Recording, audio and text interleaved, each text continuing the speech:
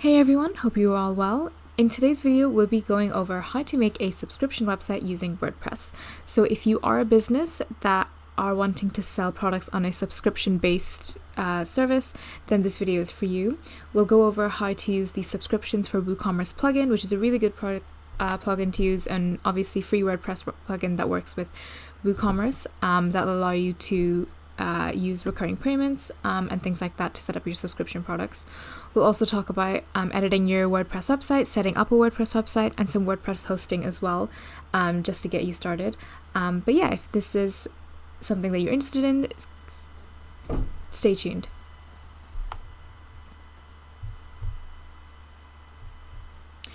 So why should you use WordPress for your subscription website? It's a really great option for businesses of all sizes that want to sell subscriptions products online. It's flexible, it's scalable, it's affordable. Additionally, there's loads of plugins and themes available that can help you create a professional looking subscription without having any coding or design experience as well, if that is something that you're worried about as well. More specifically, WordPress is highly flexible, which means that you can customize your website to meet your specific needs. This is important for subscription businesses as they often have unique requirements, such as the ability to manage customer subscriptions and recurring payments. As mentioned before, there are thousands of WordPress plugins available, including many that are specifically designed for subscription businesses. These plugins can add features to your website, such as subscription management, recurring payments, and customer portals. There are also thousands of WordPress themes that you can work from, many of which are designed for subscription websites, and these themes can give your website a really professional look and feel without having to use any coding or design experience. And lastly, the community of WordPress is large and active, and is filled with different users and developers, and that means you can always find support and help whenever you need it. If you are considering using WordPress to build your subscription website, then I recommend checking out the rest of this video, and let's get started. So whenever you are starting creating your WordPress website, you want to essentially create a local version of that website on your device. This means that you don't have to immediately start paying for hosting a website. If you're not ready to, you can build everything on your desktop or laptop and still be able to get the experience of what that site will look like without having to pay any hosting experience. And it also just means that it'll be easier to make edits to your website, as you're the only person that can access it as well. So while you're in the initial design stage, you want to think about setting up a local site on your computer. And the easiest way to do that is using Local by Flywheel, which is a local WordPress development tool, and it's basically designed to create, test, and deploy WordPress websites. And it's available for both Mac and Windows. It allows for easy setup, multiple environments, easy deployment, and advanced features as well, like the WP CLI support, root SSH access, and the ability to host swap PHP environments as well. It's really easy to download and install. What you want to do is go onto the website, you just want to click on download for free, and you just want to click on your platform. Again, it's on Mac, Windows, and Linux as well, but you just want to click on whichever software works for you, and then you just need to fill in your name, your organization type, and your work email, and then it'll automatically download. It's completely free. You just need to fill in those details, and then you can start with Local by Flywheel.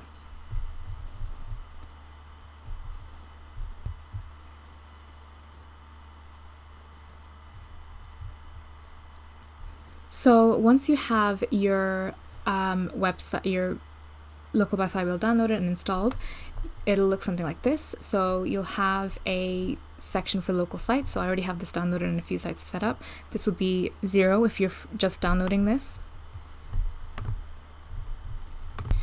And it's from here you can open your local sites, you can start them, you can connect to your host and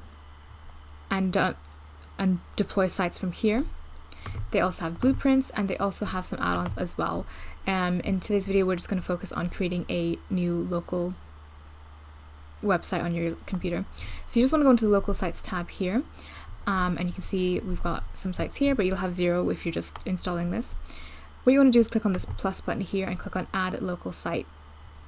Now there's different ways to do this. You can create a new site completely fresh WordPress install, we can create from a blueprint. So if you have a blueprint of sites with pre-installed elements and plugins and themes, you can create it from that. If you have an existing site download, you can upload it as a zip file, and then you can have it that way as well. But we're just going to create a new site from the beginning. I'm just going to give it a site name, and you can give it advanced options as well, like where you want what you want the site domain to be and what you want the local site path to be, so where exactly all the files saved. I just want to click on continue. And what's really good about Local by Flywheel is that you can have custom like environments as well, so you can choose which version of PHP you want to do, which web server, what database. If you do preferred, it'll just use the most up-to-date versions of everything, but if you want to use a more custom version, you can. And then you just want to click on continue. You want to give it your WordPress username and password, and an email.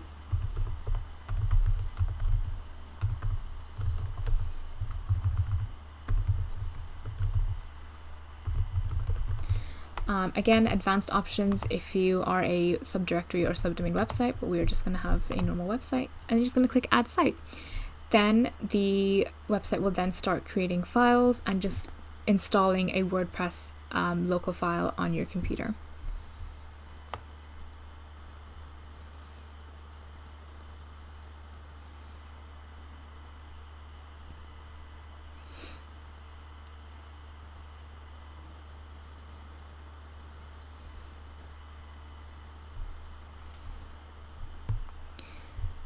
And that's it. So I have this local site set up.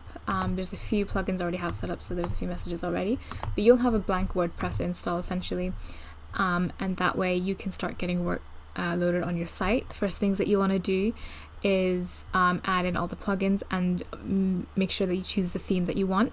In today's video we are going to use the Hello theme, but you just want to make sure you're using the theme that works best for you. So now let's go over WordPress and actually setting up your website for the subscription-based product services. Elementor Pro comes with the addition of the Theme Builder.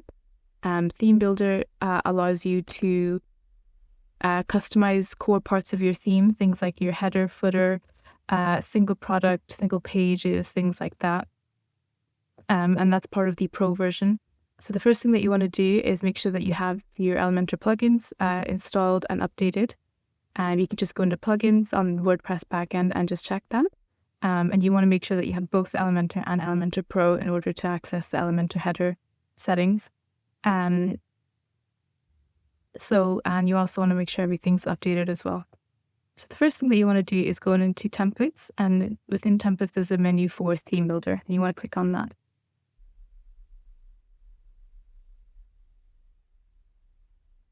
Within the Theme Builder, you want to click on Header as the header parts, and you want to click Add New.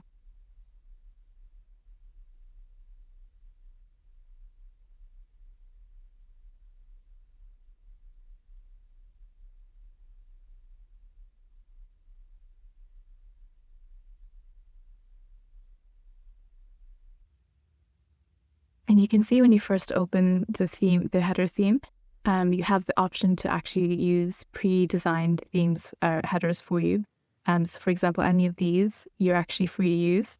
They come as part of Elementor's templates. Elementor have a lot of templates. They're free to use. They come with your license, and they also are fully responsive as well. So if you wanted to use one of those, all you need to do is click on the one that you want. Click on the plus just to see it in full and interact with it as well. And if you're happy with that, you just click insert, and it'll insert that theme for that header for you. And you can see it's all there. The only thing you would need to do now is just make sure that the branding is how you want it. Update the imagery and update the colors if you wanted to. And that's if you were to use the theme. You could also just build it from scratch as well. So if you decide not to go for the template, this is what you'll see. You'll just see a blank version, and you'll see the footer as well.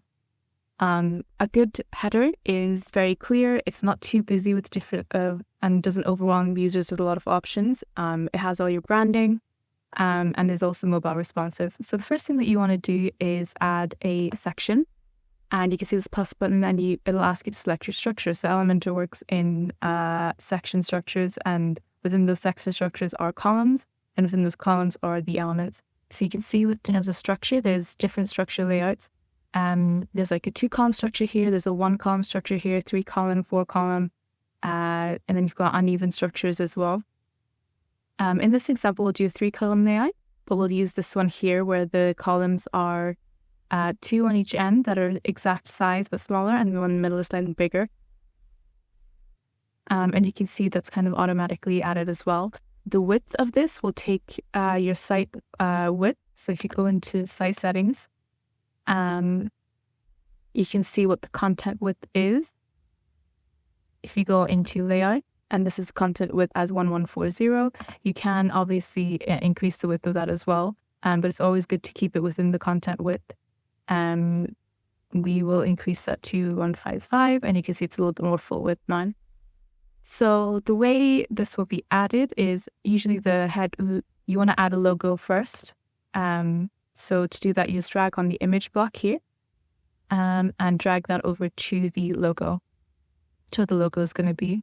Then you want to click into that, onto the editor, so you can see what you can edit and actually add your logo, just in the choose image part.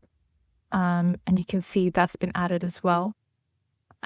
What you can do is resize it, so that maybe might be a bit too big. So you can either use image sizing and use default image sizing, like for example, WooCommerce thumbnail, medium thumbnail, things like that. We'll keep it to the thumbnail image for now. And what you can also do is align it as well. You can also resize the column structure, and just make it smaller that way. And then you've got a slightly smaller layout anyway here. So the next thing you want to do is add the menu. So I'm going to add the menu here. So you want to go back to the element list here, and you're looking for the menu element. You'll see it under the site, and you're looking for that menu. And you want to select the menu. So we've got the primary menu here, and you've got the menu over here as well.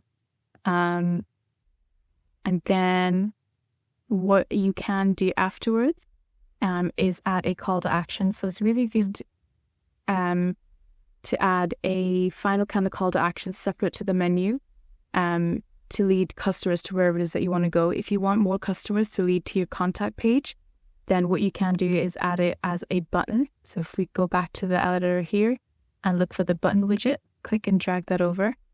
We can change that to read contact. And that makes the call to action stand out a bit more, and kind of entices your user to click on that. If you want users to go to your shop page more, then you can have that as a call to action. You use that as to shop.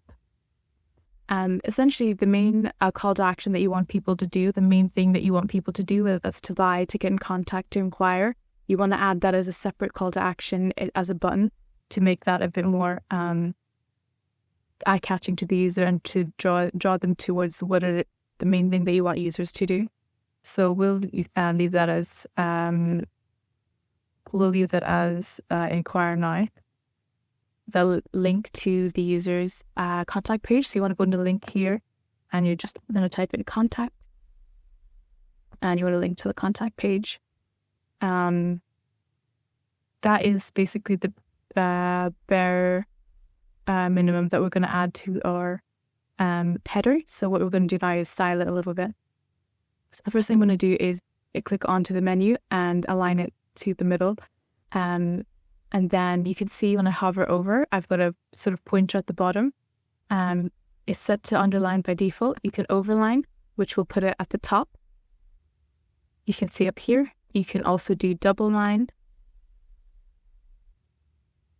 And you can see that kind of boxes it in. And then you've got framed, which will kind of put which will kind of put like a frame on each link. You've got background, so it'll add a background to each of the links. And then you've got text. And this will basically just increase the hover functionality of your nav menu. You can also just pick none, and have it not do any kind of animation apart from just changing colors. it's up to you. So in this case, we'll just keep it to text, and you can see within the text there's like different text animations that you can have. So for example, if we did skew, it does kind of skew the text a little bit, rotate. You've got a number of different options for the text animation.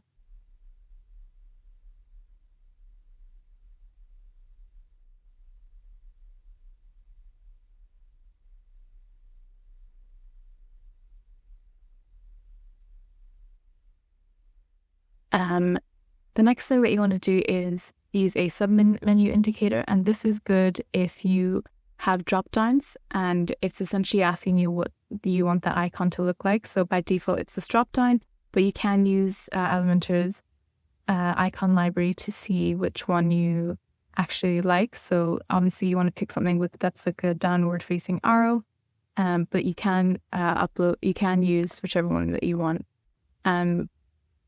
Or you can just click on none. However, if you do have submenus, it's ideal if you do have a submenu indicator.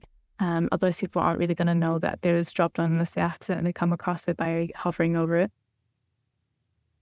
The next thing is the mobile drop down. So this is asking you for the mobile breakpoint. So essentially, at what point of a user's screen size do you want it to break, essentially, so that it shows the mobile version of the nav menu. So right now by default it's set to tablet. So on tablet mode, then it'll show the mobile menu. If you'd rather it show the mobile menu on mobile, then switch that to mobile. And now when we go to mobile, it's showing the mobile menu only.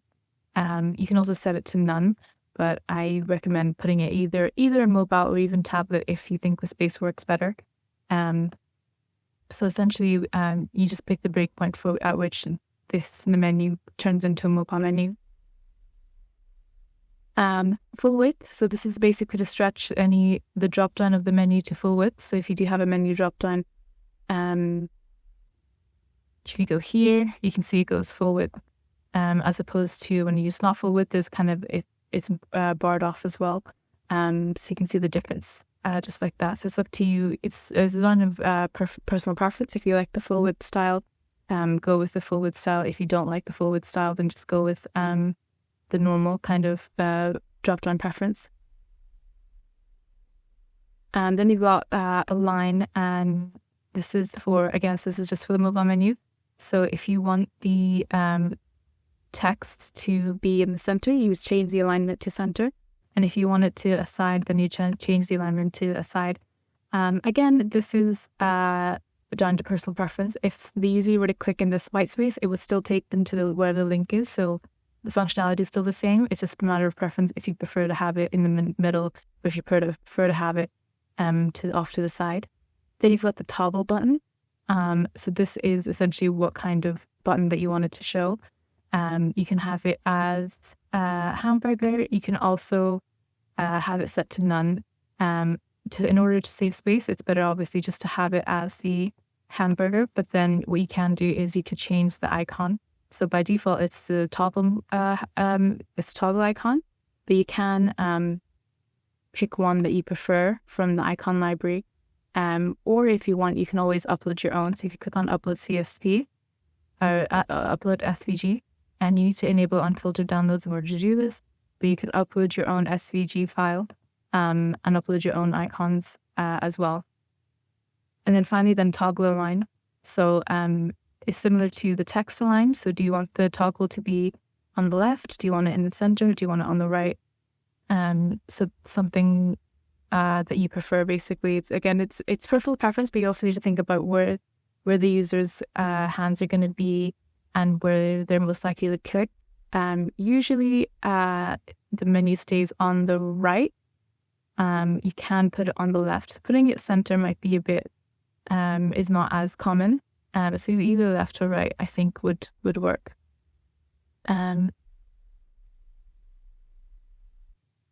So the next thing I'm going to do is I'm actually going to change the background color a little bit. So I'm going to go into section. I'm going to go into style and change the background type. And I want to match it to the green logo. So what you can do with that is if you click into color and you look at this color sampler, you can actually use this to color sample certain colors, and it'll automatically change, or as a preview, to the color that you've just color matched. So that's that's part of Elementor's new update. So you can color match really easily if you wanted to.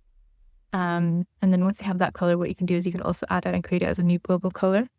We'll call it logo green. That's the green that's in the logo.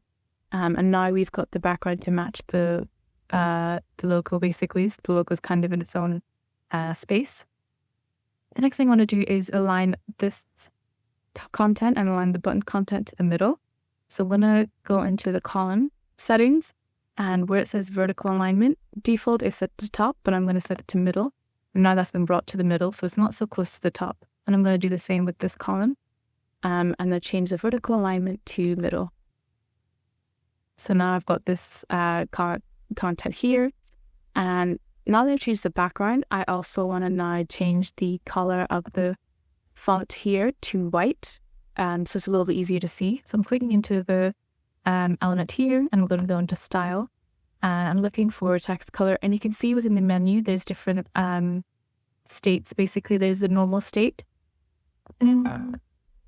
So this kind of refers to the different hover states, basically. So you've got normal. So this is when the nav menu is in its normal state. Then you've got hovers. Whenever someone hovers over one of the links in the nav menu, change the styling here. Then you've got active. So this is when it's on the page that the person is currently clicked on. And you can change the text color there. So for normal, I'm going to switch back to normal, and then we'll change the text color to white. And then for hover, I'm going to change the text color to black.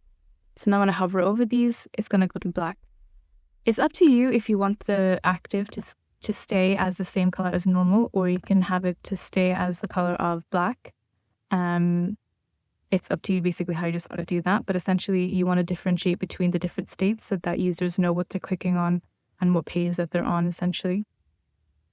Also within styling, you can choose to add dividers, and you can choose what kind of dividers, divider styling, the width and height and color of them. If you think that might help separation, or if you prefer the look of it, again, it's just down to personal preference. And that's it. So what other things that you can do with the styling is you can change the padding and space between. So if I click on space between and drag it, you can see it increases the space a little bit. You don't want to space it out too much, but you do want to kind of use the space that's been given, and make sure it's easy for users to kind of click on each individual one. You can change the styling of the drop down as well. So you can change the text color, and this is essentially the text color of the links on the drop down. What I'll do is, so we'll save this as draft, and we'll go back to the menu, and we can add a drop down as well, just so we can see. If you go to exit, and we go on to menus, and make sure that you're selecting the primary menu, and we'll add, say, the profile to the menu, and we'll put that under the My Account and just save that. So now we have a drop-down menu on the back end. So we're going to style that on the front end. So go back to templates, theme builder. And we're going to click on Elementor header. And this is the one that we've just been editing. And we're just going to click on edit.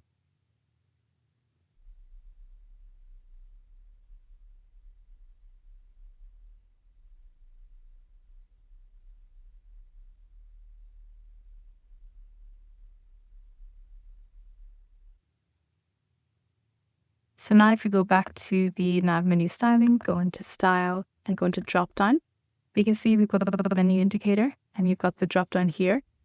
What we can do is change the background color to the logo green. You can see that one there. But you can see it kind of blends in too much, so we'll maybe keep it to white. And we can change the text color either to green or we can change it to black. And similar to the main menu, there's different states for the drop down.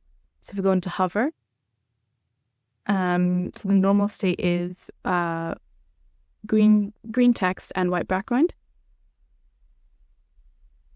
And the hover text we can change to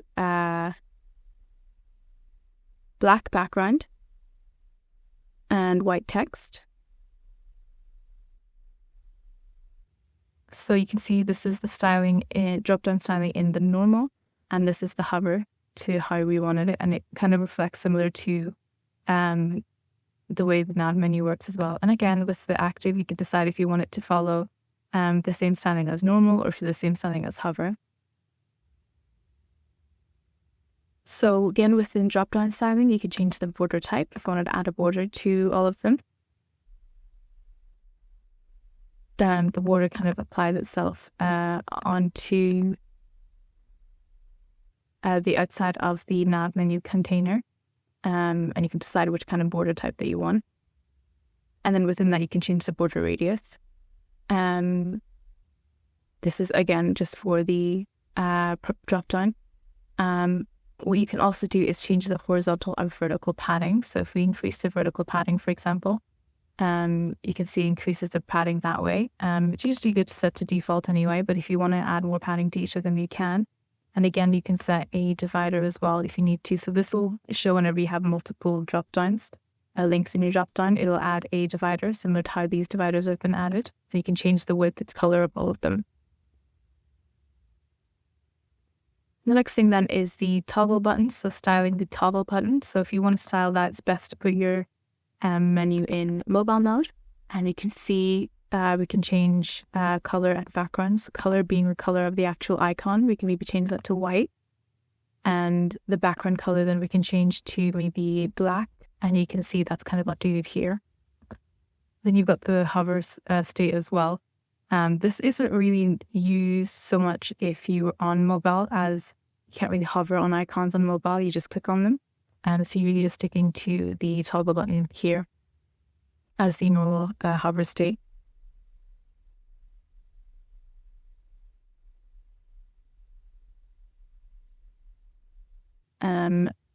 So the next thing that I want to edit is the contact button.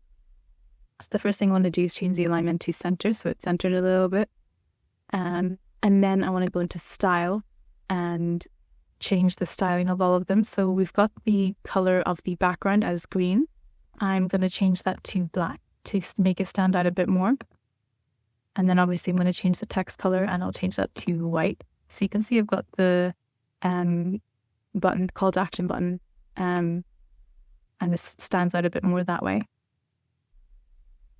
The next thing I want to do is change the hover state. So right now there's no hover state. There's no difference in the hover colors. And you obviously, with the buttons, you want to make sure that there is a different styling for the hover button. So you click into that and then you change the background type. And I am going to change it to white. You can see when I hover over that, it goes to white. And I'm going to change the text color, and I'm actually going to change the text color to the logo green. And you can see I've got that changed now. So again, we want to make sure that you add the call to action button and make it stand out as much as possible by using the different colors. But obviously you want to use colors that actually go with the theme and go with the other colors that you're using. So I've got the basics set up and I've got the basic color set up.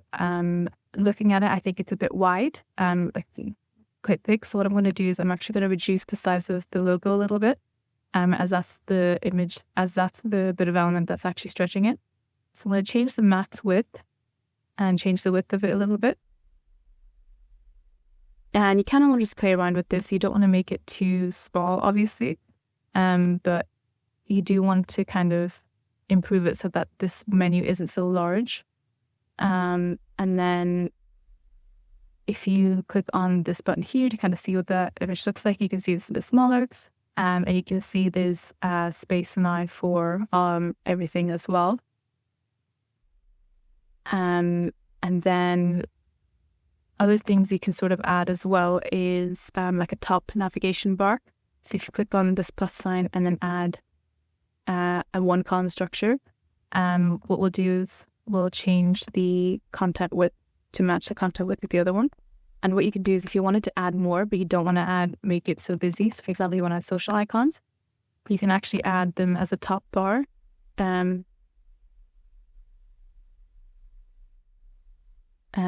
At the top. So you can essentially add more things, but you don't want to make the nav bar too busy. So for example, I'm going to add some social media icons in a different colorway as to the bottom nav bar. And we'll change the styling of them. So we'll see custom color, primary color being the logo green maybe. And we'll leave the secondary color as white, and then instead we'll change the logo, the hover color to invert the colors. And then we'll also update the styling. So you can see this top bar isn't aligned with the button. That's because the button is align centered. So what it'll do is align this button to the left, and you can see it's a bit more aligned now. And another thing we can add is maybe some contact information, so maybe like a phone number and email. So what we'll do is we'll add another column to the top bar. We'll swap the columns over because I want the social media links on the right, and on the left we'll add the maybe a phone number and an email, and I'm going to add that as a list. So you can see there's an icon list here, and I'm going to change the layout to inline so it's all beside each other. And the first thing I'm going to add is the email. So I'm going to add the email list here. And I'm going to change the icon to an email so people know that this is an email that they can email at any time.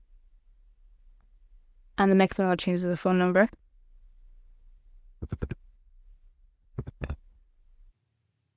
And I'm going to again change the icon to a phone number. And then I'm going to go into styling and make sure that the styling matches everything that I've used so far. And then we'll change the hover color as well.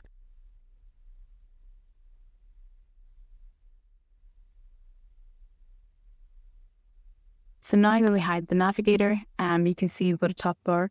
So it's adding top bars are a good way to add more content to your nav bar without making the actual nav bar look too busy. So it's good to add things like your contact information at the top and social media links, because the contact information acts as contact information and it'll appear on every single page. So if at any time someone wants to email or phone, it's they're being taken to that page really easily. And the social media links as well, if they ever want to go to your social media, they can do that on any single page. It also acts as external linking, which Google like to see. If there's external links on your page, social media links will count, and in the header means that they'll be able to count on every single page as well. So I'm happy with everything on desktop. The next thing I'm going to do is check the responsive mode and make sure everything's good on mobile. So with the top bar, depending on how much space everything's been taken, you can choose to hide top bar. So if you go into the section here, go into advanced or go into responsive, we can choose to hide that on mobile. Again, it just depends on how much space that there is taking. We'll unhide it for now and we'll fix the mobile spacing on this, and maybe that will help.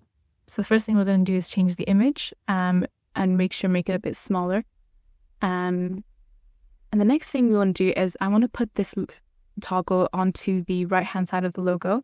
The way mobile works is that each column now takes up 100% by default. So this column is 100% width, this column is 100% width, and this column is 100% width.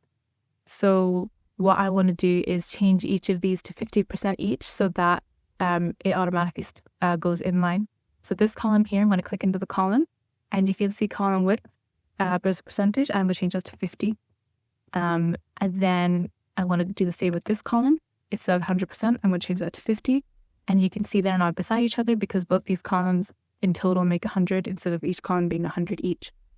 You can see now I need to update the image width again because it's gone a bit too small. So I'm going to increase it a bit like that. And with the icon, I am going to change that toggle alignment to the right.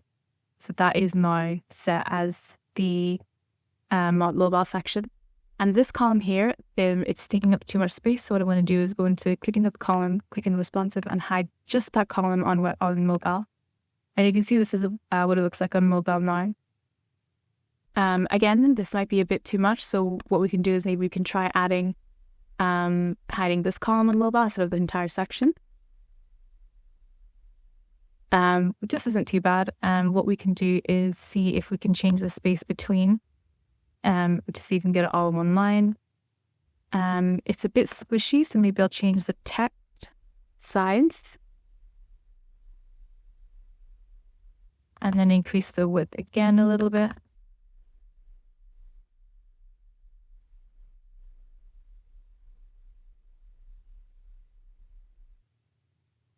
Okay, so this is looking pretty well. So we've got the contact information and we've got the menu all here as well. And I'm quite happy with that. So it's just about sort of playing around with each column and making sure everything looks okay. And making sure that everything is mobile responsive as well. Another great feature of WordPress, of Elementor Builder, is that you can set different publishing different headers for different pages. So to see where it says publish, you just want to click on that and you can see there's different conditions to add your template.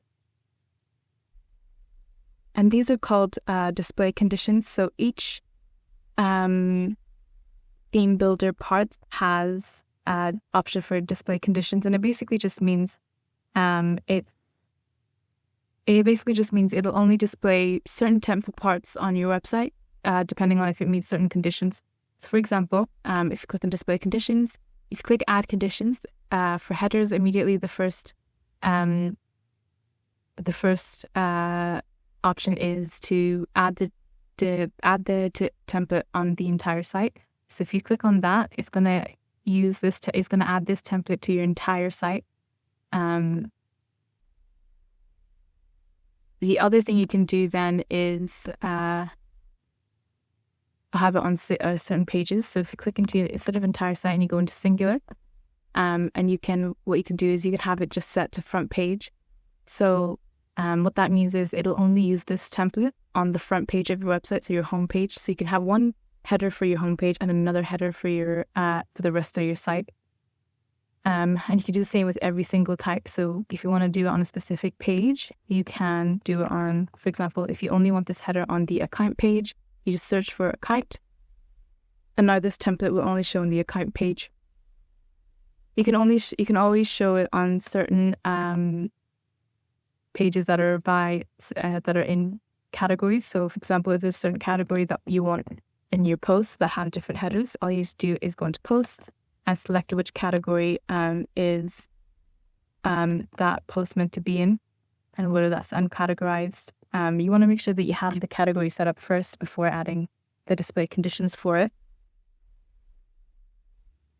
The other things you can do is also for WooCommerce. So if you click into WooCommerce, and what you can do is you can set it for certain product archives that have a heading for a shop page, have one for search results, have one for certain categories, products in certain categories, things like that.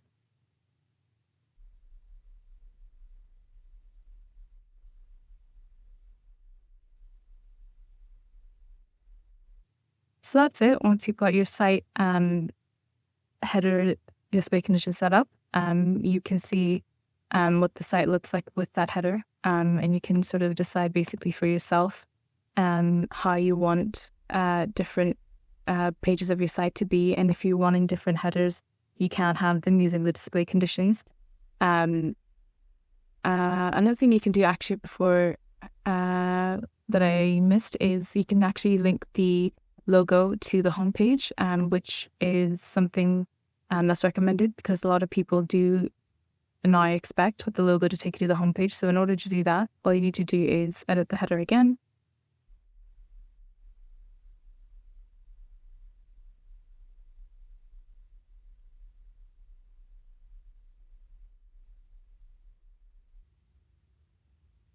Click into this here and go into link. Go into custom URL, and you want to just make it link to the homepage. and just click update. So that now that's a link to the homepage, and it just means then you have a really easy way to get back to your homepage. It also just means if you have more stuff you want to add to your nav bar, but you don't want to make it busy, you can actually remove the home from your nav bar, and because people kind of instinctively know to go to the local in order to get to your in order to get back to the homepage. Okay, so now that we have our WordPress website set up, now we just need to set up the actual subscription plugins as well. So what we want to do, you want to make sure that you have WooCommerce set up, as you see we can do, and WooCommerce is free. The next thing that you want to do is set up the subscriptions for WooCommerce plugin as well. So you've already got that set up as well. Again, this is a free version. There's a pro version that has a bit more advanced features. We're just going to work with the free version. Once you have the products installed, the plugins installed, you can see we've got the WooCommerce tab, we've got the subscriptions section as well, and we've got our products tab. So you can see we've got a few products set up here. So what we're going to do is actually go ahead and start setting up our subscription product. The first thing that we're going to do is come down to add new. And we're just going to add our new product, and we're just going to go through one by one all of the product fields. And we are just going to sell some wellness products.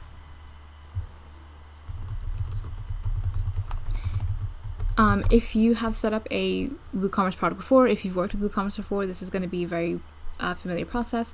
You're going to give the product name, you're going to give a description as well.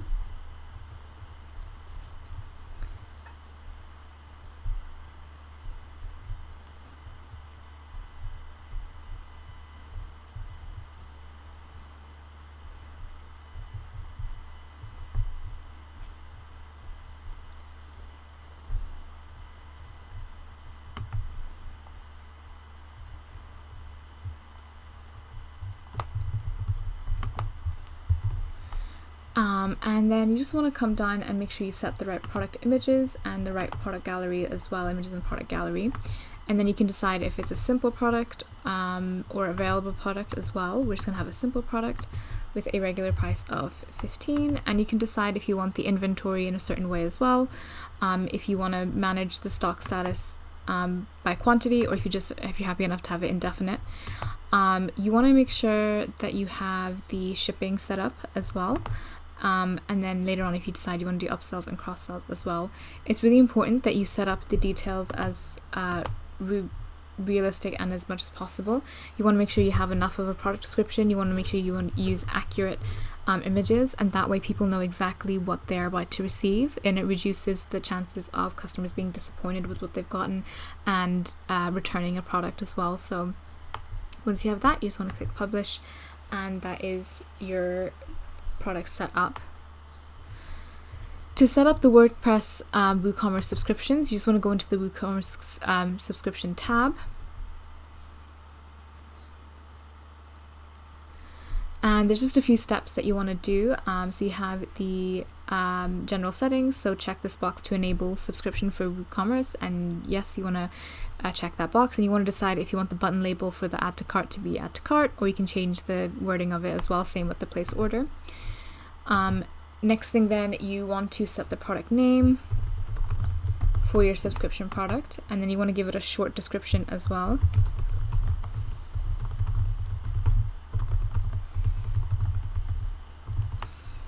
And then you want to create a longer description. You want to give it a subscription price. We'll do $12.99.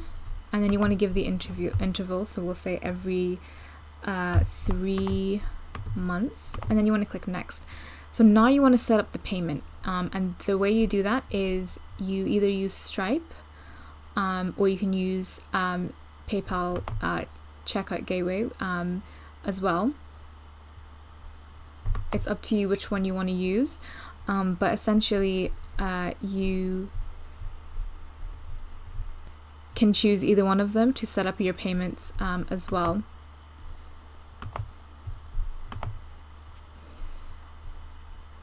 And then once you're done, just want to click on finish. And that's it. So what you want to do as well is just making sure that you have your subscriptions all set up.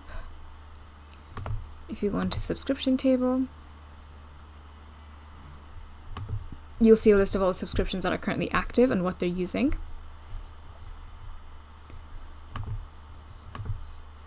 And you just want to go in and add a subscription product for every single product that you want to add to your website. And that's it. So it's really as simple as that. You want to create your WordPress local on your computer. Then you want to design your website with the theme and the stylings that you had in mind, and then come in and add in your WooCommerce plugins and your subscription for WooCommerce. The next thing that you want to do is set up actual hosting so you can put your website live. So at this point, the only two things that you need next are some web hosting and then a domain name as well. So let's go over some web hosting that's specific for WordPress and e-commerce websites as well. There is lots of hosting providers out there that offer different kind of additional services as well. And there's also hosting providers that specialize in certain web technologies. So for example, Bluehost is a web hosting provider, and they host all kinds of websites, and they offer the shared hosting, dedicated hosting, VPS hosting, but they also specialize in WordPress hosting.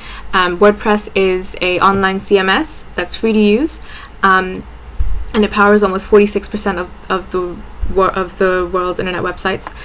So it's a really popular platform, and if you are using WordPress as the platform for your website, then going for a hosting provider that specializes in WordPress will not only most likely to be of really good service, of really good value, you can also get good pricing as well, and it also just means that the customer service you'll receive will be very kind of knowledgeable and really competent as well. So one of the types of hosting I mentioned was shared hosting. Shared hosting is a really popular method of hosting, and it's especially good for people who are building out their websites for the first time. Shared hosting basically allows multiple websites to use a single server. So you don't know who or what websites you're sharing the resources of a server with. Each customer will usually have a limit on the total amount of server resources they can use, but this will be defined by your hosting package, whichever one that you want. Shared hosting is usually the cheapest and most economical option for your needs, which is why some people suggest using it when you're first starting out on what website that you have, because it's quite economical. But it's good to know that the cheaper price does come with some limitations, which we'll talk about today. But by far one of the best advantages of shared hosting is that it's one of the more affordable options. So for example, HostGator are really good for shared hosting. They offer shared hosting as part of their services, and they have an introductory offer for about $275 a month. And that's sort of like a usual starting price. So usually the starting price can be anywhere from like $2 to about $10 per month. So it is a really good and affordable option. And obviously that increases with the more sort of support and the more additional services that you add on. And most companies have this kind of multiple levels of hosting available. So you can upgrade your hosting plan to something a bit more that has a bit more, for example, disk space, and that has more advantages.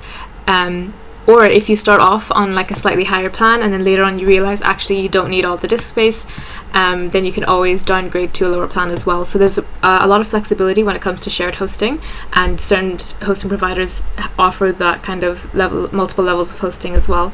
So it makes it really manageable and makes it really flexible as well. Shared hosting also comes with a built-in cPanel. cPanel is kind of like a control panel software, and it basically provides you with an interface so that the process of hosting your website is a little bit similar. It allows you to kind of manage your web hosting, and it works as kind of like a desktop operating system as well. So a lot of hosting providers, HostGator as well, they will provide you with their own kind of cPanel that makes it easy for you to kind of manage your websites on the back end as well. Another advantage of shared hosting is that there's not a lot of technical maintenance that needs to be done on your end to the server, as it's usually part of the hosting packages. So for example, again with HostGator, a lot of services that they offer is phone and chat support. So depending on which hosting plan that you opt for, sometimes you only get chat support, sometimes you get phone and chat support, and sometimes you get premium chat support as well. So what that means is if you have any issues regarding your hosting, any billing issues, any actual hosting issues, technical issues, you can submit a ticket, you can request a callback, and someone equipped and knowledgeable of hosting will get back to you and be able to provide you with a solution, or even fix the problem itself, whatever it is that you're having. And that's usually included with a lot of plans themselves. So it's great. Shared hosting is a great option for people who have a small budget or who are just starting getting online, because again, it's they've multiple levels of plans that you can upgrade to, and it's always, there's no nothing's like set in stone. If you have a plan that you're currently with and you realize you need to upgrade or downgrade for some reason, you can do that as well. You can always upgrade to another hosting package with time, and as your budget allows, you can always upgrade to a higher one as well, so you're not stuck with this kind of level of hosting forever. Another hosting provider that I mentioned earlier that also offer really good shared hosting is Bluehost. So Bluehost have been around for years, since around 1996, and it's a really large brand name when it comes to web hosting, specifically WordPress hosting. So with Bluehost, they boast a lot of good performance times, affordable prices, really good customer support and things like that. But they also offer really good plans for their shared hosting as well. So their shared hosting plan is the perfect plan to start a new website, especially if there's low traffic volume in a shared hosting environment. Because obviously you'll be sharing your resources with other websites. So similar to HostGator, they have multi-level support hosting packages as well. They've got Basic, Plus, and Choice Plus. So with the Basic plan, you get sort of a single website, and it hosts one domain, and I think you also get some standard features like the cPanel, free SSL, WordPress auto updates if your site is built on WordPress. You get 10 GB website space, and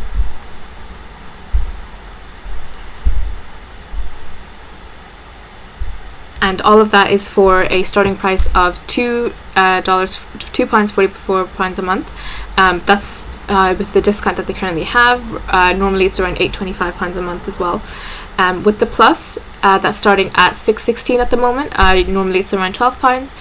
You get an unlimited websites with an unlimited storage space as well, or you get 20 GB website space as well. That means you can have a number of websites assigned to this one plan that you have. And you get sort of the standard features and essential features. Essential features being staging environment, domain privacy, spam protection, and free CDN. So the staging environment allows you to kind of clone your live website as it is, and on that cloned website, any new code that you want to try, any new plugin, any new design that you want to try, you can do it all in the staging environment. See how you feel about the new design, or if it's new code, see if it breaks anything on your site. But the good thing about it being on staging is that it's fully private, only you have access to it. So if anything goes wrong, nothing's happening on the front end on your actual website, it's only happening in the staging environment, and only you have access to it. So Bluehost offer that as part of their Plus plan and the shared hosting. Domain privacy is just whenever you purchase your domain through Bluehost, you can hide the domain owner information, things like your name and address, to kind of so that kind of protects you from spam or any risk of identity theft or things like that. So that comes with the essential features as well, and you get the spam protection and free CDN to help boost the performance of your site. That starts around £6 a month. Again, with the promotion, normally it says around £11.56. And the next plan that you have is Choice Plus. So with Choice Plus, again, similar to Plus, you get the unlimited website, but you get way more storage space. So you get about 40 GB, and you get free domain for 1 year. That's standard with all of them. With the Choice Plus, you get one domain privacy for one domain, so you can have domain privacy for one of the domains that you buy with Bluehost. You also get automated backup, so the site server will back up your site automatically for you. And you get all the standard features and you get the essential features as well. So you get a bit more for that. And it starts from about $15.69 a month, but right now they have an offer for $6.16 a month. So if you're just starting your website, then you can select any one of these plans. You can easily upgrade your hosting plan as your website grows.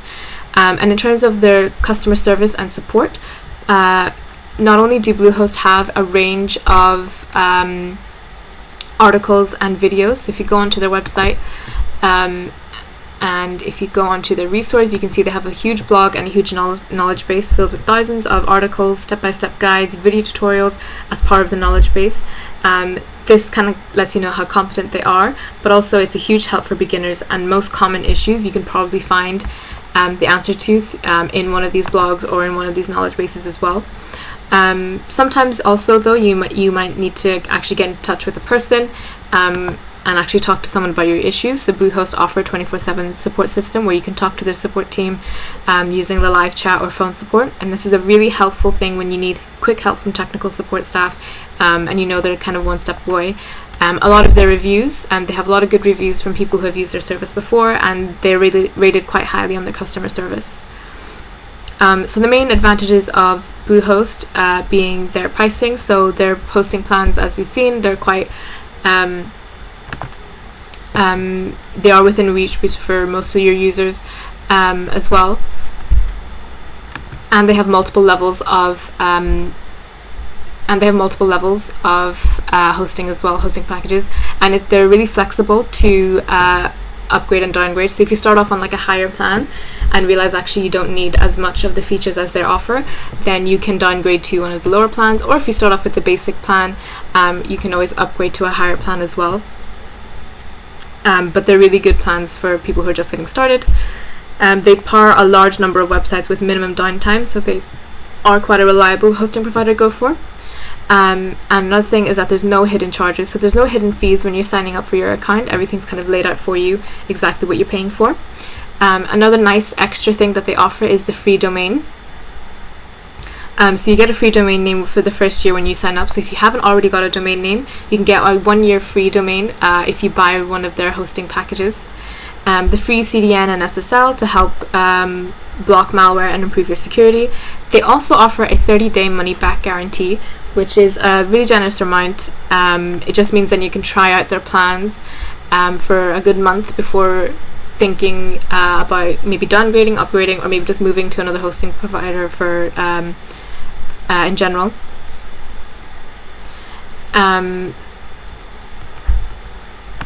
So it is a good hosting provider to go for if you are thinking about shared hosting for your website. Another popular hosting provider for shared hosting is Hostinger. Hostinger is a really popular and well-known hosting provider, particularly for WordPress websites. They offer affordable hosting, 24/7 live chat support, and a really good platform to host your website. And a bunch of other features like one-click WordPress install, managed automatic updates, enhanced security, free CDN, WordPress speed acceleration, and free site migration as well. Another popular thing about Hostinger is that they offer geolocation-specific hosting, meaning they've got different data centers that are across the world. They've got 7 data centers in total around the US, Europe, Asia, and South America. So they really do offer sort of optimized performance and great speed with all their websites as well. If you go onto Hostinger's website and click on their product pricing, you can see with their web hosting, they have 3 shared web hosting plans. So with the shared hosting plans, they come in single, premium, and business. And you can see they start off really affordable. So you can start off as cheap as the single, so about $2 a month, as much as the $4 a month for business. The main difference between all of these are the amount of websites you get. So with the single, you get 1 website associated to that plan, but with premium and business, you get 100 websites for that plan as well. The SSD storage, so that's essentially how much storage space you have, and with the single you get 50, premium and business you get 100 and 200. So the higher you plan, the more storage that you get. And in terms of bandwidth, both premium and business you get unmetered bandwidth. It's fully unlimited. However, with single you are limited to 100 GBs. Bandwidth really just determines how much data can go through your hosting provider. So really how fast your website can be. 100 GB, even though it is limited at single, is still quite a generous amount. Especially if you don't have a lot of content on your website. It's not a particularly high traffic website, so you really can get by on like a 100 GB website, bandwidth website. You don't get free domain if you get a single plan, but you do with the premium and business. But you do get the SSL certificates for free as well, no matter what plan you have, so you have that extra layer of security. And other things that you get are the cPanel control, 24/7 support with all the plans, DNS management. You get all of that with this, with every single plan that you have. One thing that you don't get unless you get the business plan are the daily backups, and this can be quite a bit of a risk. If your site doesn't get backed up daily, you do run the risk of losing data information if you ever need to roll back to a previous version of the site. So you do get the daily backups with the business plan, however with the single and the premium you don't. If you ever come across a hosting plan that don't offer daily backups, the way to get around that would be to install a plugin called Updraft, which is free, and then manually do your own daily backups every single day. It's a bit more work, however it is quite important. If anything does go on your website, at least you have a very recent version of the website that you can go back to, as opposed to having to lose copious amounts of work. So that would be one of the bigger cons, I think. But they are one of the lowest priced hosting in the market. Their performance is optimized. They have really good customer support, and they have a lot of features as well that come for free, like the 24/7 customer support, DNS management, email accounts as well.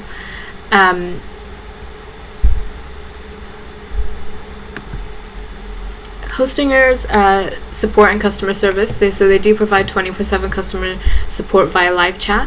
They currently don't offer phone support, but their technical support team is very well trained and they are available to help when they're needed. They do offer support in English to global customers, but if you purchased your hosting using one of their local websites, then you have the option to get customer support in that local language as well. A lot of reviews on Hostinger found that their customer support team is very responsive and almost immediate with their response time as well.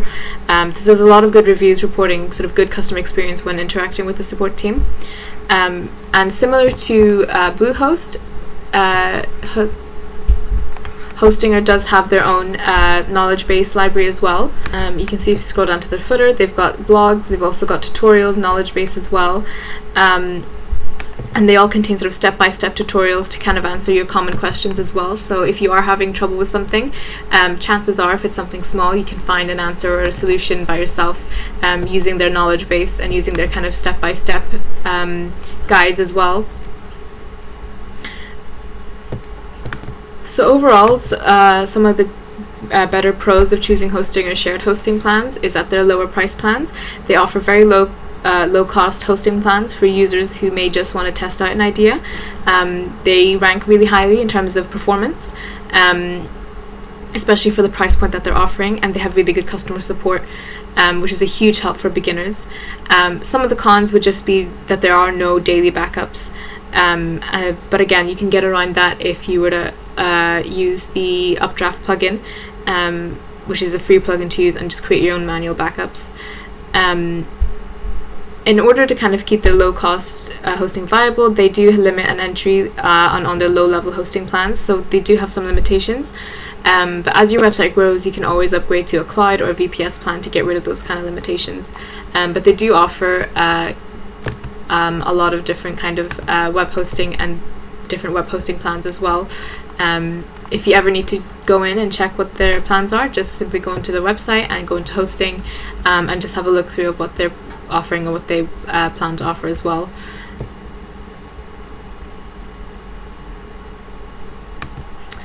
So those are some of the advantages and examples of shared hosting. There are some disadvantages to shared hosting though. Even though it is affordable and they have a solid uptime and it's easy to manage, certain drawbacks can be that the load time can be a little bit slower than dedicated servers. So servers can become overabundant by other sites because, again, you are sharing the website space with other websites. So if other websites are taking up more of the space, then it can overburden the server, and then that can affect the load times on your website as well.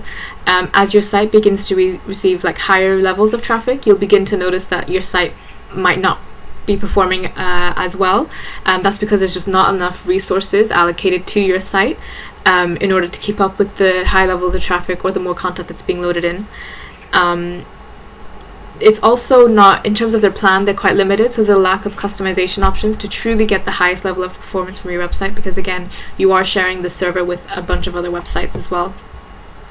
However, if you're unsure as to whether or not you should use shared hosting or not, the people that tend to use shared hosting are for people that are just started getting online, they're growing their business, because it is low cost and affordable, and it's not likely you'll have a lot of high traffic in the beginning. It's a great option to have if you're just starting out and you're wanting to obviously host your site. It's important to note that a responsible web host will let you know when your traffic hits at a certain level that it's time to upgrade, and will monitor and shut down any sites that will pose a risk to others on the server. So you want to make sure you pick a reputable and reliable shared hosting provider that will kind of make you aware of that. In terms of alternatives to shared hosting, there's not any specific alternatives, but there are upgrades. They might not be as affordable as shared hosting, but you would need to kind of update if you are hitting more traffic, and if you are hitting more traffic, then hopefully you'll be able to kind of cover the costs of a more upgraded hosting plan.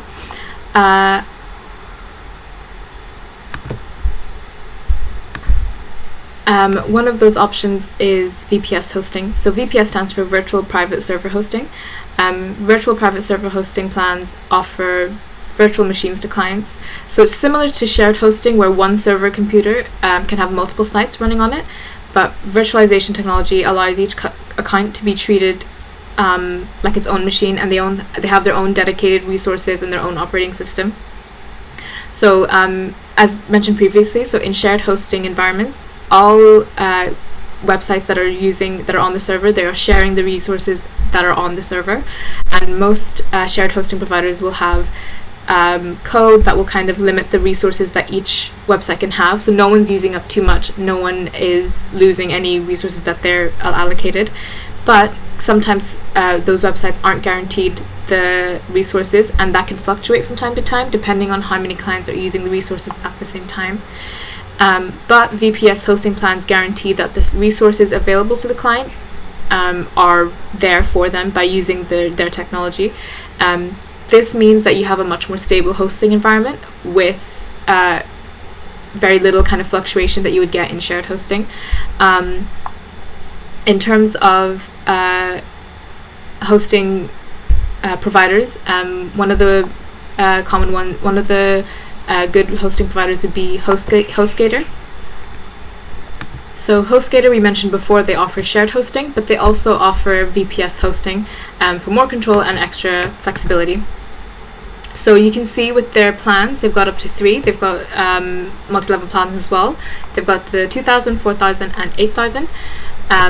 So you can see with the plans, the main difference is the amount of storage that you get. So with the most basic plan, you get 120 GB, but you can go all the way up to 240 GB. 2 GB RAM, 4 GB RAM, and 8 GB RAM, so like how much space that you actually have, and the CPU type as well. If you go for the most expensive plan, you get the 4-core CPU, but while the other two offer sort of 2-core CPU. CPU usage just shows how much CPU time was consumed by each process that's within your plan. So if you have like 100 processes running, then the CPU should split its time between all of these processes within a period of time. So the more higher the value that is, the faster your site would perform. As you can see with the pricing, it's their starting plans is still a lot more expensive than the shared hosting plan. So with HostGator specifically, it starts as low as $24 a month and as high as $60 a month. You can see if you go to compare plans exactly what you're getting. You can see you get the dedicated IP as well. The main difference is just how much CPU, RAM, and disk space you may need. If you're not sure, you can always contact the customer support members. So a good hosting provider will allow you to chat to them, request a call back, request an email, and they'll be able to provide you with the options. So you'll tell them exactly what your issues are, what you're having, what your site specs are, and they'll be able to provide you with the best plan that would kind of suit your needs as well. You can see they've got a whole bunch of different features as well for security, network support, email, things like that.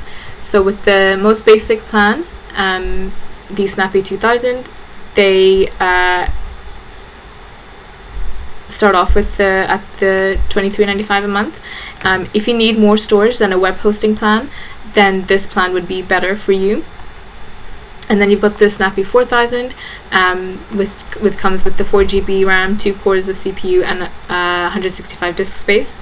It also comes with the unmetered bandwidth, and they have 2 dedicated IPs. And this is a plan that they kind of recommend, especially for people who want to try VPS hosting, because it gives you enough storage to build a performantly optimized website, but it also leaves some room for you to scale up if you need to. Hence why they have the we recommend section over here. And that starts at $34.95 a month. Again, a lot more expensive than what you would be used to for shared hosting, but you are getting a lot more features out of it. Next thing you have then is the Snappy 8000 VPS hosting plan, and that comes with 8 GB RAM, 4-core CPU, and 240 GB SSD, and the unmetered bandwidth as well. That comes with the Snappy 4000, and you get the 2 dedicated IPs. So this is perfect for someone who wants to host multiple websites. If you're seeing huge surges of traffic, and you plan to sort of accept payments as well, because you need to make sure that, for example, if you have an e-commerce website, that the server that you've selected has enough resources to accommodate for the process that's going to be happening. Because if e-commerce websites compared to basic brochure build websites, there's a lot more processes happening in terms of people creating user accounts, people adding things to their cart, people buying things, accepting payments, creating orders. There's a lot of processes that's happening in the background, and multiply that even more if it's a high traffic website. So while this is a lot more money, if you are experiencing a lot of traffic and you have lots of functionality on your website now, then you need to make sure that the plan that you're selecting gives you enough resources to accommodate for that.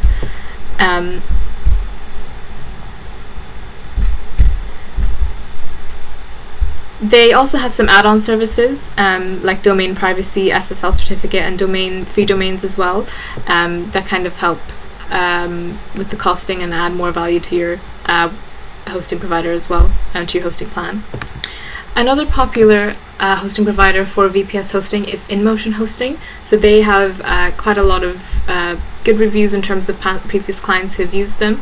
They're very positive, and they have a lot more flexibility when it comes to their plans in terms of the billing cycle and also how many plans that they have, compared to HostGator that we've seen earlier. So you can see on their website they have their hosting plans here, and they've got a range of 4 different plans. They also have a number of different billing cycles that you can use. So you can have a billing cycle as short as 1 month, or as long as 3 years. But you'll notice the longer your billing cycle is, the more affordable the plan can be. So for example, for 1 month, the VPS 4 GB RAM is $80 a month. But if you were to buy it at 3 years, then you get it at $20 a month. So that's quite a big difference. And you can see how much you're saving up here as well. So that's one thing that you want to consider when you're purchasing a hosting provider, is that when you're purchasing a plan from a hosting provider, is their billing cycles and how that fits in with your budget. But you can see, compared to HostGator, they have a lot more levels of packages with their plans. So their packages in terms of their CPU cores start off from 2, but you can also get as much as 8, whereas HostGator starts off at 2, and the most you can get is 4. 4 GB RAM, you can go all the way up to 16 GB RAM, again a lot more than what HostGator is offering. And in terms of SSD, you get a generous amount on their basic plan at 90 GB. HostGator was a little bit less, and the maximum you can get is about 360 GB, again a really generous amount. Even with the bandwidth, so even on the most basic plan, you get the 2 terabytes a month, but while the rest of their plans have the unlimited bandwidth, and the dedicated IPs as well. But again, with the most expensive plan, you get 10 dedicated IPs, and the cPanel licenses as well. So you can see even their most expensive plan, starting off as $60 a month, which is their most expensive plan. If you buy it for the 3 years, is a lot cheaper than it's still cheaper than the HostGator's most expensive plan, and you get a lot more out of it. But again, what you want to consider whenever you are picking your plan is to see where your site is now. So how much traffic you have is the most important thing, and how much can you scale up. Even the most basic plan gives you a lot of opportunity to scale up. The best value is this 8 GB plan, because not only will you have plenty of resources for a high traffic, high performance site, there is room to scale up with that as well. Same with the GB, with the most expensive one, you have so many value here. Again, it's important to maybe get in contact with a sales expert. So you can see with InMotion Hosting, they have their chat box here to talk to a sales expert. Talk to them about your site, what issues you're currently having, if you are having issues, your site traffic, and go by what they're recommending. A good hosting provider will be able to tell you exactly what you would need, and be able to equip you with that as well. Upgrading and downgrading your VPS hosting plan is very simple. If you've outgrown your hosting plan, or if you're underutilizing your current plan, you can upgrade or downgrade to match your current hosting needs. They have lots of plans to suit any kind of business need and budget.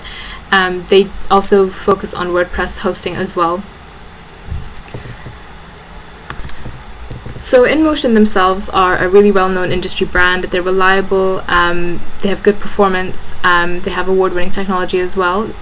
They have a lot of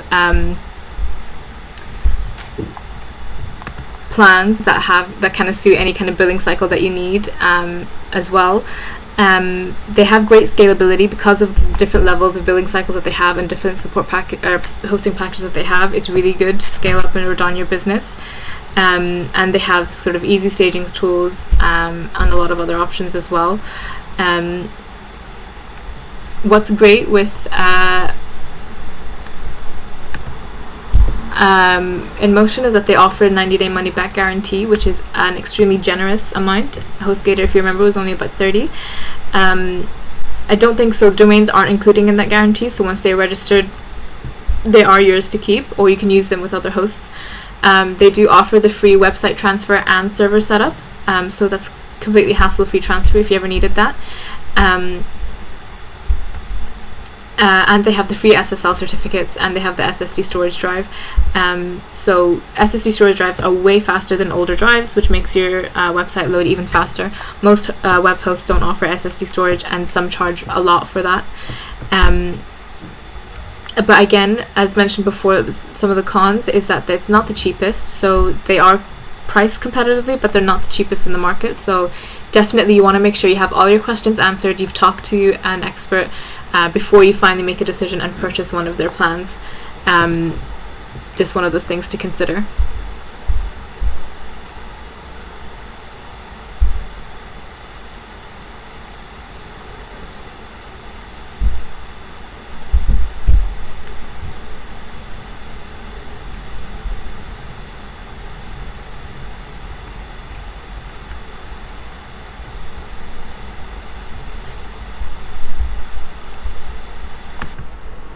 Another option for hosting providers that provide VPS hosting is Liquid Web.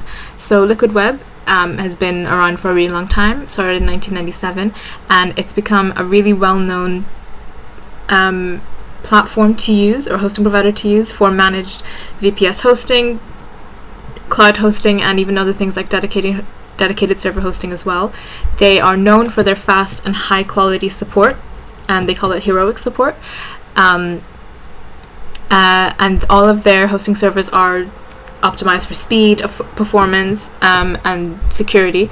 And they kind of boast sort of hassle-free hosting solutions. So it's a really good platform to use, especially if you're not so much technically minded and you're wanting to leave anything technical for your website and the hosting website in the hands of your hosting provider.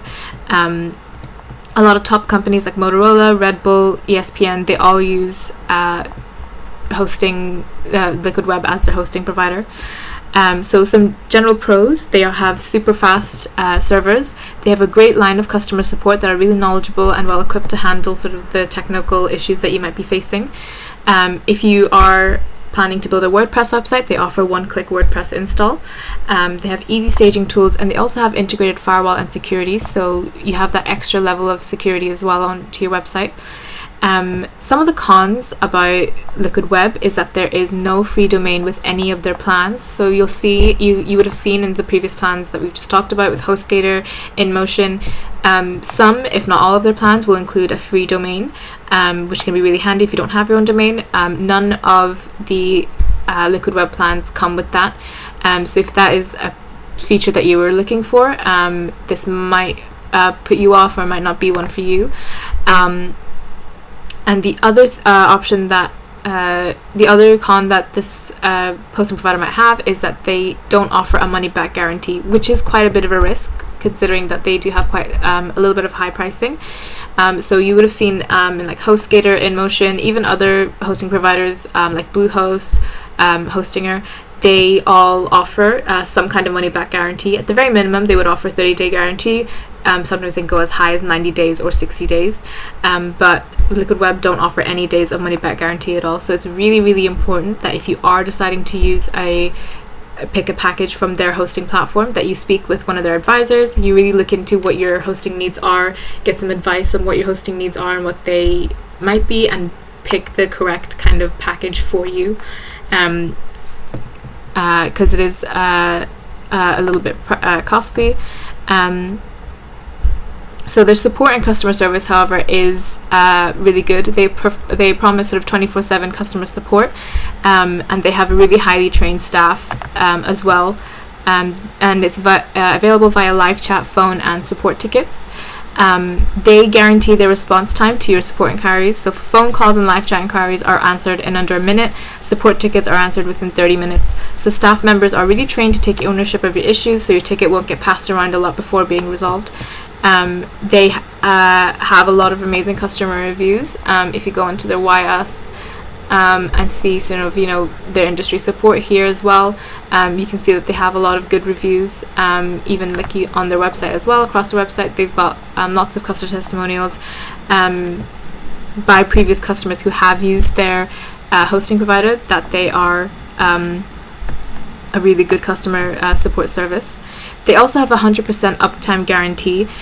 So they often mention the hosting company's outstanding uptime.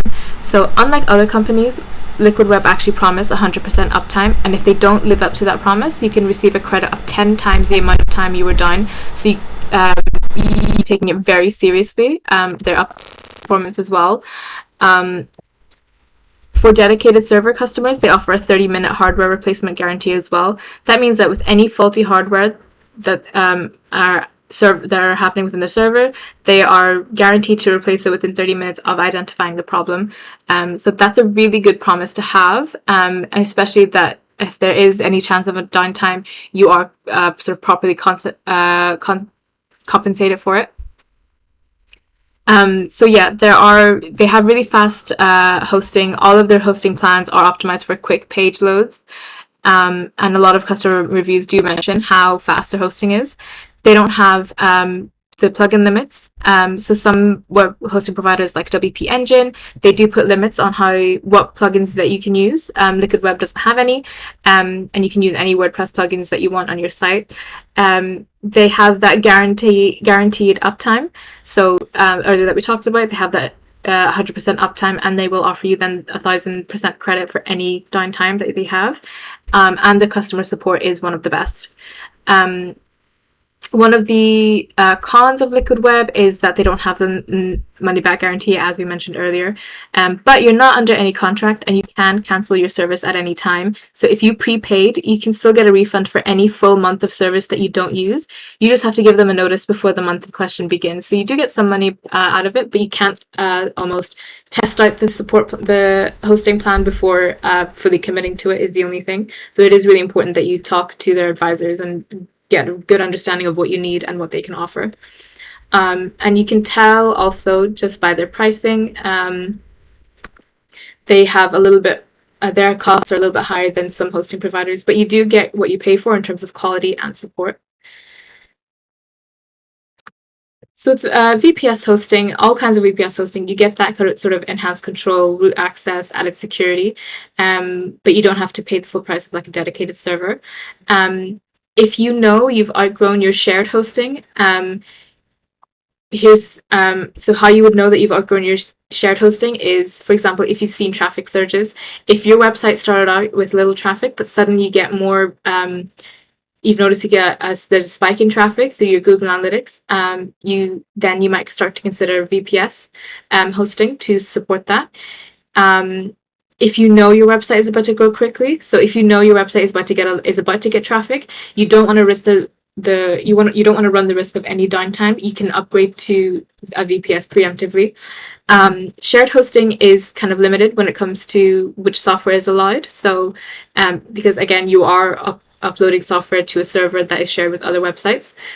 So if you ever want to install your own software, then shared hosting then won't be ever for you, and you might want to move on to something else like VPS hosting.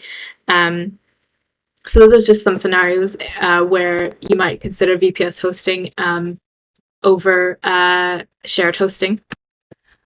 Another option of hosting as opposed to VPS or shared hosting is cloud hosting.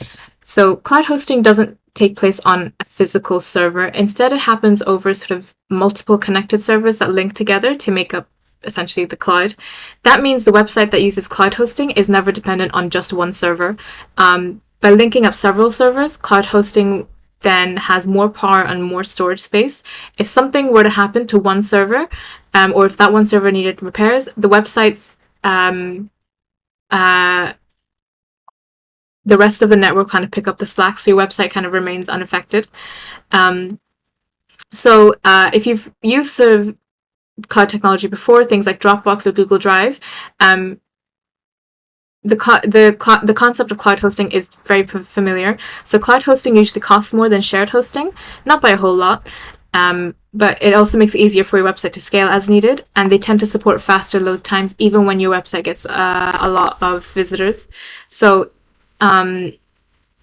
some of the pros of cloud hosting is that it lets you access the features that you need when you need them by using resources from multiple servers, again, without the high cost of a dedicated server. It's like being able to use the advantages that comes with shared hosting, but you don't have that much cost issues as you would if you were to get a dedicated server. But some of the cons of cloud hosting is that if you prefer to do your own back-end kind of work, if you're a very technical-minded person and you want to have access to, for example, like cPanel, all the root access, everything like that, then cloud hosting might not be for you because you don't get the root access for customization. It is more expensive than shared hosting, so it may not be the best choice for a new website if you're on a tight budget. It's good for new site owners and small businesses who want to ensure that they have really fast load times and handle traffic peaks during like sales season without a lot of technical work on their part. So some popular cloud hosting websites is, for example, HostGator. So we've talked about HostGator before. So they do the managed hosting. They also do VPS hosting, but they also do cloud hosting. So that you get the more speed, less downtime, and a lot of support as well. So all of their plans, they do get the free domain. So you have that offer. And they have slightly more affordable pricing as well. So you can see the introductory offer starts at $5 a month, which is a little bit more expensive than what we've seen as shared hosting, but not by much. And the most expensive plan goes for $10 a month. Again, a little bit more expensive than shared hosting, but not by much. With both of these plans, the Baby Cloud and the Business Cloud, you get unlimited domains. But with the Hatchling Cloud, you just get the one domain. Again, so whichever if you have more than one website, then you know that the first plan kind of won't be enough for you. You will need one of the other two plans. But then the other differences between them is the memory size and the CPU size as well. So depending on how much content you would have on your website, how much functionality you have on your website, maybe the Baby Cloud will be enough. But then you can also upgrade to Business Cloud as well if you feel like you need to. If you click on compare all plans, you can see a bit more space as well to see what they actually offer. Things like local caching, free SSL, and free domain is available with all of their plans. Including they also have the 30-day money-back guarantee. So that's really good if you just want to test out, even if it's your first time testing out cloud hosting. The money-back guarantee allows you to kind of test it out for a good month before you make your final decision. And you can always get a full refund at the end of it if you realize you actually don't need it. You do have the option for free emails as well, and free MySQL transfer and script transfer as well. You get the bandwidth and disk space as unmetered, so you can have sort of reliable web hosting and things like that. Another popular platform for cloud hosting is Hostinger. So we talked about Hostinger earlier when we were looking at shared hosting. So they also offer different plans for their cloud websites, the cloud hosting. So they have Cloud Startup all the way to Cloud Enterprise. And you'll notice with all of these, you get 3 months free. So you're saving up to 60% or saving up to 54%. So there's a lot more value, especially when you sign up for the first time. You're getting a lot of features for what you're getting. So for all of these plans, you get the free email, unlimited bandwidth, unlimited databases. You also get 300 websites that you can assign to each cloud server. And in terms of performance, that's also where you're a little bit different. So you get the difference is between the RAM. So the memory you get between all of them is different. So you get 3 GB RAM for each website, 6 GB RAM, and 12 GB RAM for each of the server that you're getting. And then also you get the CPU cores a little bit different as well. So depending on the amount of traffic you're going to have, the amount of performance needs that you're going to have, this is going to differ in terms of how that's going to, on how much resources you're going to need allocated. That's the main difference between all of them. On top of that, you get the SSD storage, but even with the most basic plan, you get 200 SSD storage, which is a very generous amount, but you can go all the way up to 300 GB as well. Apart from that, everything else is similar across all plans. You get the unlimited SSL, you get protected name servers, and you get the daily backups, which is also really important across all of your hosting plans. You also get the free migration if you ever need to migrate from one platform or another. This makes that process really hassle-free and really easy for you to use. If you are using a WordPress platform, then they also have specific WordPress options as well, things like the staging tool, acceleration, and manage WordPress to make sure that your backend experience of WordPress is as hassle-free as possible. In terms of service and support, all of their plans come with a 30-day money-back guarantee.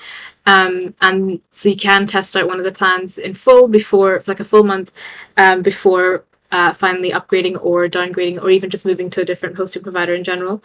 Hostinger have different multiple data centers. So as we talked about, they have about 7 across US, Europe, Asia, and South America. And that applies to all of their cloud hosting plans as well. In terms of their payment terms, they're billed sort of per month. So there's not a lot of flexibility in terms of billing cycles, but you do get a lot of offers with that as well. To see all their features, you can just click on see all features. You can see everything else that you get with that as well. But again, the main differences between all of them is the storage and the actual performance space as well. Everything else you get free. So it's a really good value for money, I think, for all of their cloud hosting. And again, Hostinger's support Hostinger, so customer service, so they provide the 24/7 customer support via live chat. As mentioned before, they don't offer the phone support, but their technical support team is really well trained and available to help whenever it's needed. And that's it. So there are quite a lot of steps involved when you are creating your own website, especially with WordPress. You have to create your own WordPress install and then build and design the website exactly how you want it, whether that's with a custom theme or your own theme, or a template theme, and then setting up obviously your products. And then you've got the web hosting and the domain hosting to think about as well. If you feel like it's a bit much and something that you would have trouble with, then you might want to consider working with an agency.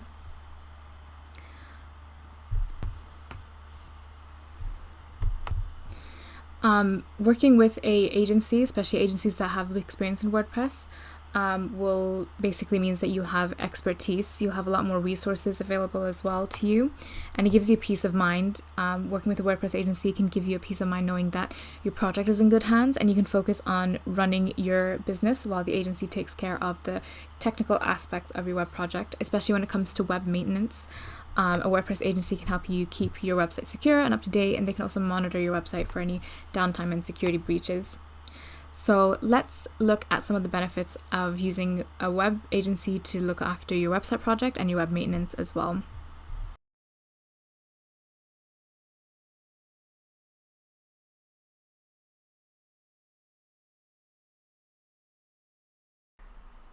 Next up is choosing the right agency, and this is a really important step, and it's easier to do once you have figured out your own goals. So some steps to making sure that you choose the right one. First one being is to define your own goals, but then once you're done with that, it's time to research and shortlist. So you can start by searching for an agency online, and you want to look at their website. Their website is a clear indicator of the quality of the agency's work, and it also has the most up-to-date information on what their service is and their pricing structure as well. What's really important to check out on their website is their portfolio, or essentially their showcase section, where they will showcase examples of work that they've done in the past, and you want to look for work that is closely to what you want. For example, you want to look for past web development projects, design projects, things like that, and just take a read through and see what people's experiences are. It gives you an indication of the agency's experience, the types of businesses that they work with, and the overall user satisfaction level as well. And you can see their work and see how they've either improved a website or achieved a client's goal as well. Portfolios is a really good way to see what kind of quality of work that you'll get if you work for them, and the agency's experience as well. You also want to check their services page and see what kind of expertise that they offer. You want to look for agencies with a track record of successfully maintaining websites in your industry with similar requirements. Experience is a really good indicator of competence, and you want to ensure that they offer the specific services you need. Some agencies like Profile Tree will specialize in services, but they will also offer a wide range of services, including web design and development. They'll also help you with marketing and SEO as well. You want to choose a platform that can provide a comprehensive package or tailor their services to your needs. Another really good way to see to gauge a development agency's customer satisfaction level is reviews. Trustpilot, even Google My Business reviews are a really good way to find this, as they're quite unbiased. You want to just type in the name of the business, and then you want to look for the Google reviews that are sent in, and you can order by most relevant, the newest ones, and just really take the time and see what people are appreciative of, what they rave about, and it gives you a really good indication of what your experiences will be like if you were to partner with this agency.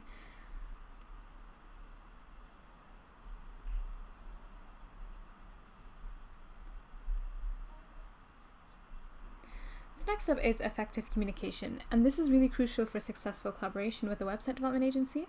And here are several ways in which it can greatly benefit the collaboration. First one is the clear expectation, and this also is a feature of whenever you define your own scope and goals. But essentially, communication helps in setting clear expectations from the beginning. Both you and the agency should understand the project's goals, scope, timeline, and budget. When everyone is on the same page, there are fewer chances of misunderstandings or scope creep. Frequent communication like status meetings or progress reports keep all parties informed of the project's process, and this transparency allows you to address any issues promptly, making necessary adjustments. Effective communication facilitates a feedback loop, so you can provide feedback on the agency's work and they can share their insights and recommendations. This two-way exchange leads to a better decision making and improvements in the process. With challenges or roadblocks arise, open communication is key to problem solving. You can work together with the agency to find creative solutions to keep the project moving forward. Communications ensures that everyone is aligned with the project's objectives, and this alignment helps agencies make design and development decisions that are aligned with your business goals. And if you need to make changes to the project scope, clear communication is definitely essential. Discuss the potential impact on timelines, on budgets, and functionality so that everyone is aware of the consequences of scope changes. Overall, consistent and transparent communication builds trust between you and also the agency. Trust is a crucial factor in a successful collaboration as it fosters a positive working relationship. And your active involvement throughout the effective communication shows the agency that you are committed to the project's success. This can motivate the agency to go the extra mile in delivering a high-quality product. And communication doesn't end with the project completion. It's important to maintain communication for post-launch support, updates, ongoing maintenance of your website. A good market development agency won't just leave you high and dry once the website is launched. They will offer post-launch support for training, maintenance, updates, things like that. In summary, effective communication is the cornerstone of successful collaboration with a website development agency. It ensures that everyone is on the same page, reduces misunderstandings, and allows for agile decision-making throughout the project lifecycle. Building a strong communication framework helps create a positive and productive working relationship.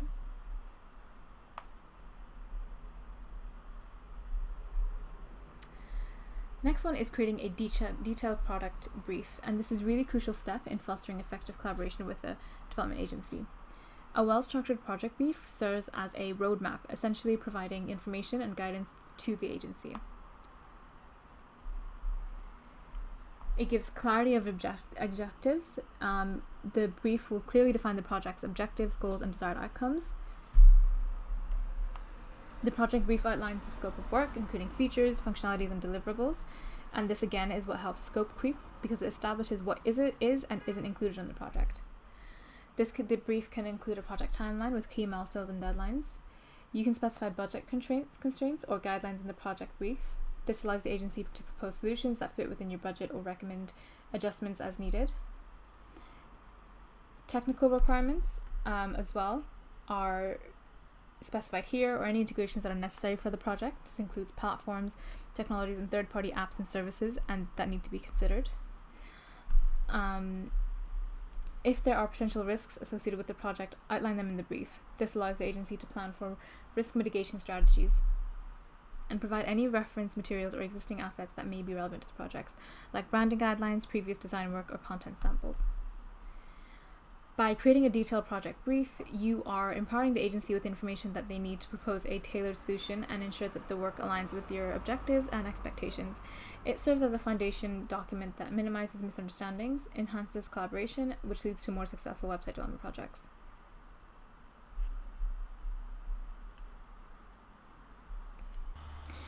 And that's it. I hope you enjoyed today's video. If you did enjoy the video and want to stay updated on all things tech, design, and innovation, be sure to like and subscribe and hit that notification bell.